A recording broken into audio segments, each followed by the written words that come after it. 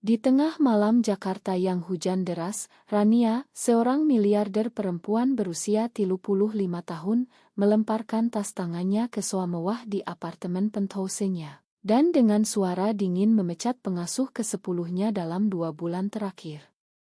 "Kamu gagal lagi, keluar sekarang juga," serunya, sementara bayi perempuannya yang berusia 1 tahun menangis kencang di kamar sebelah, membuat hati Rania terasa seperti ditusuk pisau.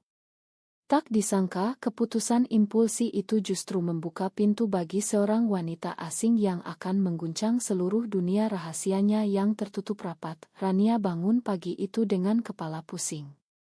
Sebagai CEO perusahaan teknologi terbesar di Indonesia, dia terbiasa dengan tekanan bisnis, tapi menjadi ibu tunggal setelah kematian suaminya dalam kecelakaan pesawat 2 tahun lalu membuatnya kehilangan keseimbangan.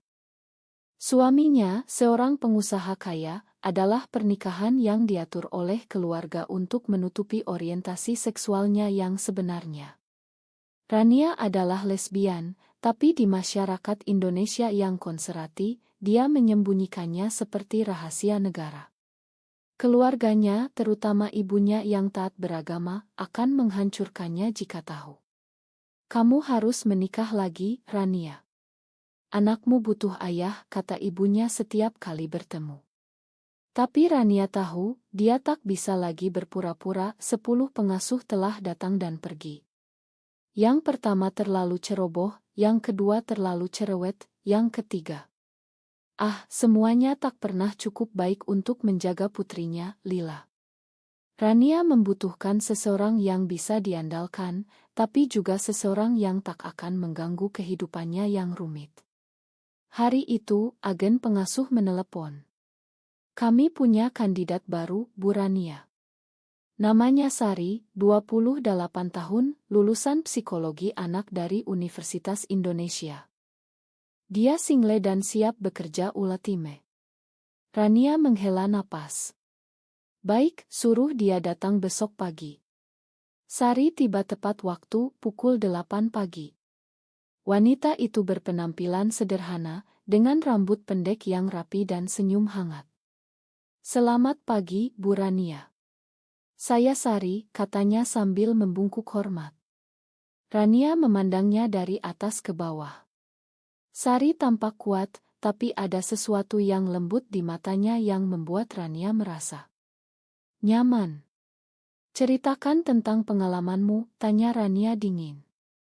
Sari menjawab dengan percaya diri, menceritakan bagaimana dia pernah mengasuh anak-anak di panti asuhan selama 5 tahun. "Saya paham betul tentang kebutuhan emosional anak, terutama yang kehilangan orang tua." Kata-kata itu menyentuh Rania. Lila kehilangan ayahnya, dan Rania merasa bersalah karena tak bisa memberikan kasih sayang penuh sebagai ibu yang sibuk. Hari pertama Sari bekerja berjalan lancar. Dia bermain dengan Lila, menyanyi lagu-lagu daerah Indonesia yang lembut, dan bahkan memasak makanan sehat untuk Rania yang pulang larut malam. "Terima kasih, Sari. Kamu boleh pulang sekarang," kata Rania malam itu. Tapi Sari menolak. "Tidak apa-apa, Bu. Saya bisa tinggal lebih lama jika diperlukan." Rania mengangguk, tapi hatinya mulai gelisah. Ada daya tarik yang tak terduga pada Sari, sesuatu yang membuatnya ingat masa mudanya ketika dia pertama kali menyadari ketertarikannya pada perempuan, tapi Rania menepisnya. Dia tak boleh. Di Indonesia, hubungan sesama jenis masih tabu, bahkan di kalangan elite. Keluarganya, yang berasal dari keluarga konservatif di Jawa, akan mengusirnya. Bisnisnya bisa runtuh jika rumor menyebar. "Fokus pada Lila," gumamnya pada diri sendiri. Namun semakin hari, Sari semakin dekat. Mereka mulai berbincang malam-malam setelah Lila tidur. Sari menceritakan masa kecilnya di desa kecil di Sumatera, bagaimana dia berjuang untuk kuliah di Jakarta meski keluarganya miskin. "Saya ingin membantu anak-anak seperti Lila, yang punya segalanya tapi mungkin kekurangan kasih sayang," kata Sari suatu malam. Rania tersentuh. Untuk pertama kalinya, dia merasa dilihat bukan sebagai miliarder, tapi sebagai manusia. Minggu pertama berlalu, dan Rania mulai merasa bergantung pada Sari. Tapi konflik muncul ketika ibu Rania datang berkunjung. "Siapa perempuan ini?" tanya ibunya curiga melihat Sari. "Pengasuh baru, Bu." Ibu Rania menggelengkan kepala. "Kamu harus hati-hati, Rania. Jangan terlalu dekat dengan orang asing. Dan kapan kamu menikah lagi? Lila butuh igur ayah." Rania menahan amarah. "Saya bisa mengurusnya sendiri, Bu." Tapi di dalam hati, dia tahu tekanan itu semakin berat. Malam itu, setelah ibunya pulang, Rania duduk di teras apartemen, memandang lampu-lampu kota. Sari mendekat dengan secangkir teh. "Bu Rania tampak lelah. Ada yang bisa saya bantu?" Rania memandang Sari, dan untuk sesaat, matanya tertahan pada bibir Sari yang lembut. "Tidak, terima kasih." Tapi hatinya berdegup kencang. "Ini bahaya," pikirnya. Tapi Sari tersenyum, dan Rania merasa hangat yang lama tak dirasakannya. Seminggu kemudian, konflik pertama meledak. Lila sakit demam tinggi, dan Rania panik di kantor. Sari menelepon. "Bu, Lila baik-baik saja sekarang. Saya sudah bawa ke dokter." Rania pulang cepat, dan melihat Sari menggendong Lila dengan penuh kasih, hatinya luluh. "Terima kasih, Sari. Kamu luar biasa." Sari memandangnya dalam. "Saya peduli pada Lila, dan pada Bu Rania juga." Kata-kata itu seperti petir. Rania mundur. "Jangan bilang begitu. Ini pekerjaanmu." Tapi malam itu, Rania tak bisa tidur, memikirkan Sari. Rania mulai menghindari Sari, tapi itu tak mudah. Mereka tinggal di apartemen yang sama. Suatu hari, Sari menemukan oto lama Rania dengan seorang perempuan di laci. "Siapa ini, Bu?" tanya Sari polos. Rania merebutnya. "Itu masa lalu. Jangan ikut campur." Tapi Sari tak mundur. "Saya paham, Bu. Saya juga pernah menyukai perempuan." Rania terkejut. "Apa maksudmu?" Sari mengaku bahwa dia lesbian, tapi menyembunyikannya karena takut keluarganya di desa. "Di Indonesia ini kita harus hati-hati." Rania merasa terhubung. Untuk pertama kalinya, dia berbagi rahasianya. "Saya menikah karena tekanan keluarga. Suami saya tahu, tapi kami sepakat itu pernikahan palsu." Sari mendengarkan dengan empati. Malam itu mereka berbicara hingga larut, dan Rania merasa bebas. Tapi pagi harinya ketakutan datang. "Ini tak boleh terus. Saya bosmu." Sari tersenyum sedih. "Saya tahu, Bu." Tapi ketertarikan itu tumbuh. Rania mulai mencuri pandang pada Sari saat dia bermain dengan Lila. Sari juga diam-diam memperhatikan Rania. Konflik internal Rania semakin dalam. Apa dia berani mengambil risiko? Keluarganya, masyarakat, bisnisnya, semuanya bisa hilang. Tapi Sari membuatnya merasa hidup lagi. Konflik mulai memuncak ketika Rania diundang ke acara keluarga besar di rumah ibunya di Bogor. "Kamu harus bawa Lila, dan pengasuh itu jangan ikut," kata ibunya tegas. Tapi Lila rewel tanpa Sari, jadi Rania membawanya diam-diam. Di sana, kerabat-kerabat bertanya tentang pernikahan ulang. "Ada pria kaya dari Surabaya yang cocok untukmu," usul bibi Rania. Rania tersenyum paksa, tapi matanya melirik Sari yang sedang mengasuh Lila di taman. Sari merasa tidak nyaman di lingkungan itu. Keluarga Rania tampak kaku, penuh aturan. Saat istirahat, Sari berjalan-jalan di taman dan bertemu dengan sepupu Rania, seorang pria bernama Andi. Andi mendekati Sari. "Kamu pengasuhnya. Cantik sekali." Sari menolak halus, tapi Andi memaksa. Ayo kita ngobrol. Rania melihat dari jauh dan merasa cemburu yang tak terduga.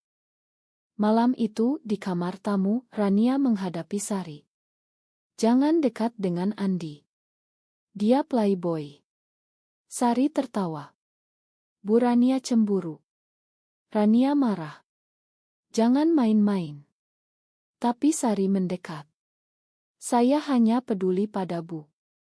Suasana tegang, tapi mereka mundur sebelum apa-apa terjadi. Keesokan harinya, Ibu Rania curiga. Kenapa pengasuhmu selalu dekat denganmu? Itu tak wajar. Rania membela. Dia baik untuk Lila. Tapi ibunya mengingatkan. Di masyarakat kita, perempuan seperti kamu harus hati-hati. Jangan sampai ada gosip. Rania pulang dengan hati berat. Di mobil, Sari bertanya. Bu, apa yang mengganggu? Rania menceritakan tekanan keluarga. Mereka ingin saya menikah lagi. Sari diam, tapi matanya sedih. Dan Bu mau? Rania menggeleng. Tidak, tapi saya tak punya pilihan. Kembali di Jakarta, Rania mulai menerima undangan kencan dari pria-pria elite. Salah satunya, seorang pengusaha bernama Budi, datang makan malam. Sari melihat dari dapur, hatinya sakit. Setelah Budi pulang, Sari menghadapi Rania. Bu akan menikah dengannya. Rania marah. Itu urusanku. Tapi Sari tak mundur. Bu menyembunyikan diri sendiri. Saya tahu Bu suka perempuan. Pertengkaran meledak. Rania memecat Sari di tempat. Keluar sekarang. Sari pergi dengan air mata, tapi pagi harinya, Rania menyesal. Lila menangis memanggil Sari. Rania menelepon Sari. Kembalilah. Makan saya. Sari kembali, tapi suasana berubah. Mereka lebih hati-hati, tapi ketertarikan semakin kuat. Suatu malam, setelah Lila tidur, mereka duduk di sofa. Saya tak bisa terus begini, kata Rania. Sari memegang tangannya. Kita bisa hadapi bersama. Untuk pertama kalinya, mereka berpelukan, tapi tak lebih. Rania merasa damai, tapi juga takut, namun masalah datang dari luar. Seorang karyawan di kantor Rania mendengar rumor tentang orientasinya. Bu Rania, ada gosip di media sosial. Rania panik. Dia memanggil tim untuk menekan berita. Tapi gosip menyebar di, sebelumnya Twitter, tentang the miliarder perempuan yang suka sesama. Rania marah. Siapa yang bocor? Ternyata seorang pengasuh lama yang dendam. Rania menghadapi Sari. Ini gara-gara kamu. Kita terlalu dekat. Sari sedih. Bu, ini bukan salah saya. Mereka bertengkar lagi, tapi kali ini, Sari tinggal. Keesokan harinya, Ibu Rania datang marah. Apa ini berita? Kamu membawa malu keluarga. Rania membela diri. Itu bohong, Bu. Tapi ibunya tak percaya. Kamu harus menikah segera, atau saya tak akui kamu lagi. Rania hancur. Dia menelepon Sari, tapi Sari tak angkat. Rania pergi ke apartemen Sari di pinggiran Jakarta. Makan saya. Saya butuh kamu. Sari membuka pintu dan mereka berbicara panjang. Saya juga suka Bu, tapi ini berisiko. Rania mengaku. Saya siap bayar harganya. Mereka memutuskan untuk mencoba, tapi diam-diam Rania mulai mengubah hidupnya. Dia menolak kencan dengan Budi. Ma, saya tak tertarik. Budi marah dan mulai menyebar rumor lebih lanjut. Bisnis Rania terguncang, saham turun. Dewan direksi mempertanyakan. Bu Rania, ini mempengaruhi citra perusahaan. Rania tegar. Saya akan tangani. Tapi di dalam, dia ragu. Apa pilihan ini benar? Sari juga menghadapi konflik. Keluarganya di Sumatera menelepon. Kamu kapan pulang? Ada cowok bagus di desa. Sari menolak. Saya sibuk, Mah. Tapi ibunya curiga. Jangan-jangan kamu seperti berita-berita aneh itu. Sari takut. Dia cerita pada Rania. Kita harus hati-hati. Rania setuju, tapi hati mereka semakin dekat. Konflik memuncak ketika Andi, sepupu Rania, datang ke apartemen. Dia mabuk dan mendekati Sari. Kamu suka perempuan? Biar aku ubah pikiranmu. Sari menolak, dan Rania datang tepat waktu. Keluar dari sini. Andi marah. Kamu lesbian ya? Aku akan bilang ke semua orang. Rania takut, tapi berdiri teguh. Lakukan saja. Saya tak peduli. Andi pergi, dan Rania memeluk Sari. Terima kasih telah ada di sini. Tapi malam itu, Rania menyadari harga yang harus dibayar semakin tinggi.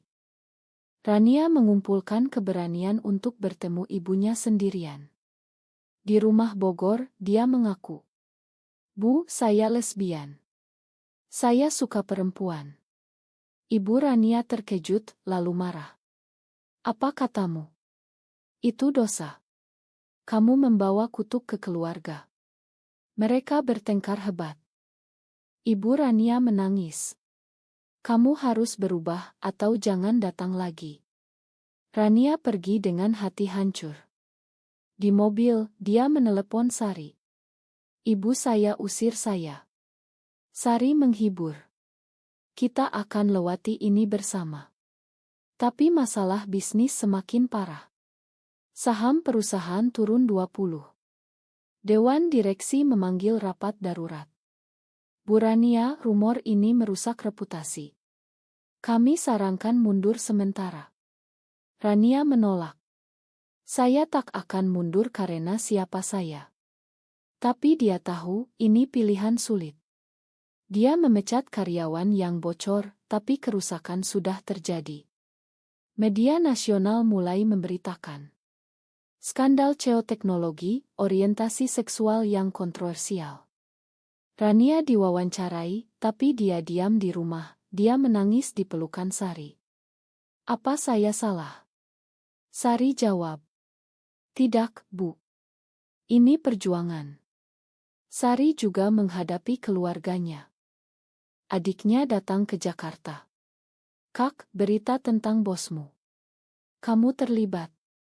Sari mengaku. Ya, saya suka dia. Adiknya marah. Kamu gila. Di Indonesia, ini bisa dipenjara. Sari sedih. Ini siapa saya? Adiknya pergi dan menelepon orang tua. Keluarga Sari memutus hubungan. Jangan pulang lagi. Sari hancur, tapi Rania mendukung. Kamu punya saya dan Lila sekarang. Mereka mulai hidup bersama lebih terbuka. Tapi diam-diam, Rania membawa Sari ke acara bisnis sebagai asisten. Tapi di sana, Budi mendekat. Kamu pilih perempuan itu. Kamu akan menyesal. Budi bekerja sama dengan Andi untuk menyebar bukti oto lamarannya. Media meledak. Bukti oto CEO lesbian dengan mantan kekasih. Rania panik. Bisnisnya terancam bangkrut. Investor mundur. Ini terlalu berisiko. Rania menghadapi Sari. Ini gara-gara kita. Mungkin kita harus berpisah. Sari menangis. Jangan, Bu. Kita sudah sejauh ini. Tapi Rania ragu. Malam itu, dia minum sendirian, memikirkan Lila. Apa masa depan anakku? Pagi harinya, dia memutuskan untuk bertarung. Dia mengadakan konferensi pers, saya akui, saya lesbian. Tapi itu tak mempengaruhi kemampuan saya sebagai CEO. Reaksi beragam. Beberapa mendukung, tapi mayoritas mengecam. Di media sosial, #tolak naik. Demonstrasi kecil di depan kantor, Rania pulang lelah. Sari menunggu. Bu hebat hari ini. Mereka berpelukan, tapi tiba-tiba polisi datang. Bu Rania, ada laporan pelecehan moral. Ternyata Andi melapor. Rania ditahan semalam. Sari panik, mengurus Lila sendirian. Di penjara, Rania merenung. Apa ini harga yang pantas? Pagi harinya, pengacara bebaskan dia, tapi reputasinya rusak. Sari memutuskan untuk membantu. Dia menghubungi komunitas underground di Jakarta. Kita butuh dukungan. Mereka dapat bantuan dari aktivis. Kamu bukan sendirian. Rania terharu. Tapi konflik internal semakin dalam. Rania mulai menyalahkan Sari. Kalau bukan kamu, ini tak terjadi. Sari sedih. Bu, ini pilihan kita. Mereka bertengkar, dan Sari pergi sementara ke teman. Ketika Sari pergi, Rania merasa kosong. Lila menangis. Rania menelepon ibunya. Bu, tolong makan saya. Ibu Rania datang, tapi dengan syarat. Putus dengan perempuan itu dan menikah. Rania hampir setuju demi Lila. Tapi dia ingat Sari. Tidak, Bu. Ini hidup saya. Ibu pergi lagi. Rania sendirian, tapi dia hubungi Sari. Kembalilah. Saya salah. Sari kembali, dan mereka rekonsiliasi. Konflik memuncak ketika Budi mengancam. Saya akan hancurkan bisnismu kalau tak mundur. Rania lawan. Lakukan saja. Budi hack sistem perusahaan, data bocor. Rania kehilangan kontrak besar. Dia hampir bangkrut. Ini akhir, tanyanya pada Sari. Sari jawab. Tidak, kita bangun lagi. Mereka jual aset, mulai dari kecil. Tapi persahabatan mereka semakin kuat. Ania menyadari bahwa kehilangan segalanya mungkin adalah jalan menuju kebebasan, tapi dengan pengorbanan besar. Dengan bisnis yang runtuh, Rania pindah ke apartemen kecil di pinggiran Jakarta. Ini sementara, katanya pada Sari. Lila beradaptasi, tapi Rania depresi. Saya gagal sebagai ibu. Sari mendukung. Tidak, Bu. Kamu berjuang untuk kebenaran. Tapi Sari juga kesulitan. Dia cari kerja baru, tapi rumor membuatnya sulit. Tidak ada yang mau pekerjakan lesbian. Mereka hidup susah, tapi dekat. Mereka bergabung dengan komunitas LGBTQ. Di pertemuan rahasia, mereka bertemu orang-orang serupa. Kalian inspirasi, kata seorang aktivis. Rania mulai berbicara di forum kecil. Saya kehilangan segalanya, tapi dapatkan kebebasan. Tapi bahaya mengintai. Kelompok radikal ancam. Hentikan atau kami serang. Rania takut demi Lila. Mungkin kita harus pindah negara. Sari setuju. Ke Singapura, mungkin. Tapi sebelum itu, Andi datang lagi. Makan aku, sepupu.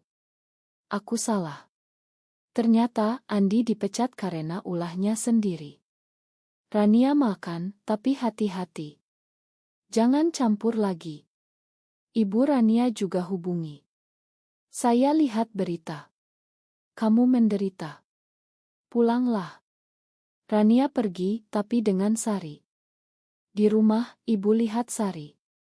Siapa ini? Rania jawab. Pasangan saya.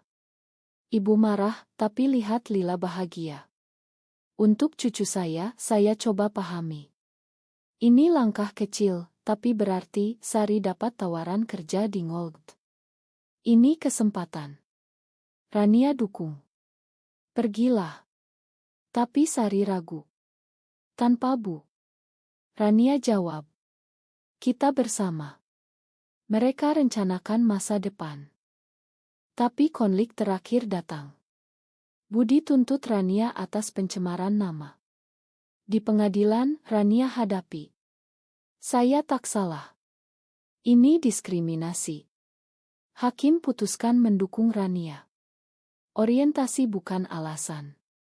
Rania menang tapi lelah. Setelah itu, mereka pindah ke Bali untuk mulai baru. Rania buka usaha kecil teknologi. Dari nol lagi. Sari bantu. Lila tumbuh bahagia. Tapi Rania renungkan pengorbanan. Apa semua ini layak? Sari jawab. Ya, karena kita bebas. Mereka hadapi masyarakat yang masih mengecam, tapi tegar. Konflik internal Sari muncul. Saya rindu keluarga. Dia hubungi ibunya. Ma, makan saya. Ibu Sari jawab. Kamu anak saya, tapi ini salah. Sari sedih, tapi tak mundur. Rania hibur. Waktu akan ubah. Mereka hadapi demonstrasi anti-LGBTQ di Bali. Kita harus lawan.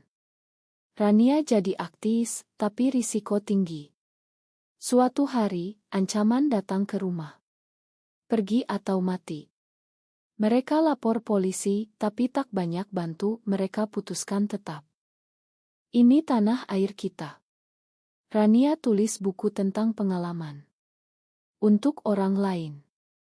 Buku laris, tapi kontroversial. Media wawancarai. Apa pesan Anda? Rania jawab. Cinta tak salah. Tapi harga dibayar, teman lama pergi, keluarga renggang. Lila tanya. Mama, kenapa orang benci kita? Rania jawab.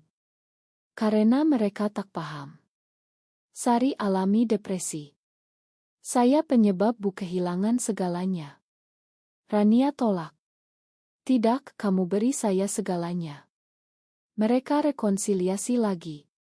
Akhirnya, Ibu Rania datang ke Bali. Saya coba terima. Untuk Lila. Reni emosional. Makan saya, Bu. Ibu peluk. Kamu anak saya. Ini titik balik. Dengan dukungan ibu, Rania bangun bisnis lagi. Terima kasih, Bu. Ibu jawab. Saya belajar. Sari juga hubungi keluarga. Adik datang. Kak, saya dukung. Keluarga pelan-pelan terima. Tapi masyarakat masih keras. Di Bali, mereka hadapi diskriminasi. Tak ada tempat untuk kalian. Tapi mereka bangun komunitas. Kita tak sendirian. Rania jadi panutan. Dia bicara di konferensi internasional. Di Indonesia, perubahan lambat, tapi mungkin. Tapi ancaman terus. Suatu malam, rumah mereka diserang batu. Lila takut. Mama, aku takut. Rania putuskan. Kita pindah ke luar negeri. Sari setuju. Ke Australia, di sana lebih aman. Mereka jual segalanya, pindah. Di Sydney, hidup baru. Rania kerja remote, Sari dingo. Lila sekolah. Ini kebebasan. Tapi rindu tanah air.